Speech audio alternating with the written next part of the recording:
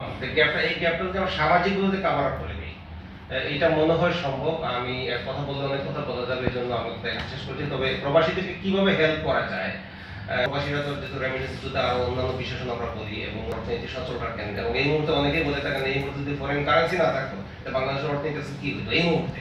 সুতরাং প্রবাসীদের অবদানটা আমরা অনস্বীকার্য, এবং এই পারিবারিক সবচেয়ে বেশি সমস্যা হয় নিজের ফ্যামিলির লোকজন বিট্রে করে, এবং তারপর তারা মামলাটা নিয়ে যায় কোর্টে যাওয়ার পর, সেখানে এসে ঘুরে ফিরে ইনভেস্টিগেশন রিপোর্টটা সেখানে নষ্ট হয়ে যায়, এবং উকিল সাহেবের কিছু করার থাকে না, জাজ সাহেবের কিছু করার থাকে না।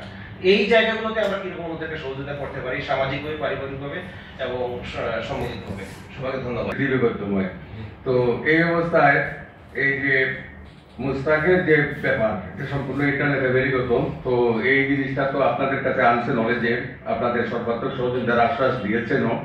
তো এই ব্যাপারে আমরাও তার সাথে আছি যে ইন ফিউচার যদি আমাদের কোঅপারেশনের দরকার থাকে কোঅপারেশন করবো। আমি ডাক মারতে শিখে গেছি পলিটিক্যাল এলিমেন্টস একটা সুযোগে যখন সাংবাদিকদের বাইরে আমি পেয়েছি এই প্রবাসীদের সম্পদ রক্ষার ব্যাপারে যেটা এবং কমন ইন্টারেস্ট আমাদের সিলেটের, আপনারা এটা আপনাদের নলেজে আছে কিনা যেন নিশ্চয় থাকবে যে আমাদের সিলেট আন্তর্জাতিক বিমানবন্দর, উসমানী আন্তর্জাতিক বিমানবন্দর আপনারা জানেন, কিন্তু এখানে শুধু বিমান বাংলাদেশ এয়ারলাইন্স ছাড়া আর কোনো এয়ারলাইন্স নামে না। অথচ আমাদের পার্শ্ববর্তী জেলা চট্টগ্রাম আমানত শাহ আন্তর্জাতিক বিমানবন্দরে 14টি ফ্লাইট উঠানামা করে, ডোমেস্টিক এবং ইন্টারন্যাশনাল। কিন্তু সিলেট এয়ারপোর্টে একটি শুধু জাস্ট অনলি বিমান বাংলাদেশ এয়ারলাইন্স, এবং এই এয়ারলাইন্স ল্যান্ড করে আমাদের রুট হলো লন্ডন, সিলেট, ঢাকা।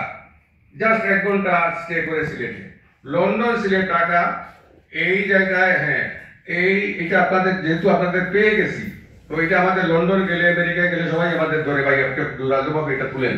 তো লন্ডন, সিলেট, ঢাকা রুটের প্যাসেঞ্জারের ফ্লাইটে আমাদের সিলেটি প্যাসেঞ্জারদের ভাড়া হয় 14 থেকে 1500 পাউন্ড, আর ঢাকার প্যাসেঞ্জারদের ভাড়া মাত্র 1 ঘন্টা স্টে করে এখানে। আগে কিন্তু আমরা 1 ঘন্টা স্টে করতাম ঢাকায় 700 পাউন্ড। ডে নাইট ডিফারেন্স, বৈষম্যমূলক আচরণ।